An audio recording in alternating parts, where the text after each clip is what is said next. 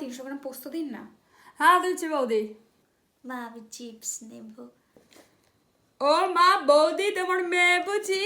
তা মামনি কত বড় হয়ে গিয়েছ, পড়াশোনা ঠিকঠাক হচ্ছে তো? হ্যাঁ হ্যাঁ এই করে মোটামুটি, ঠাকুরের আশীর্বাদে।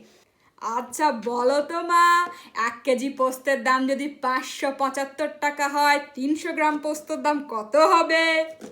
1 কেজি মানে হলো 1000 গ্রাম, তাহলে 575, তাহলে 75/1000, তাহলে 300 দাম ইন্টু 300, দুটো শূন্য কাটা, 2টো শূন্য কাটা। পারলে না তো মা, এই কাকুর কাছে হেরে গেলে। আচ্ছা বৌদি, তোমার হয়েছে কি 172 টাকা 50 পয়সা, 50 পয়সা তোমার আমি ছাড় দিলাম। বৌদি আবার আসবে। তুই এই সামান্য হিসেবটুকু পারিস নে মানা?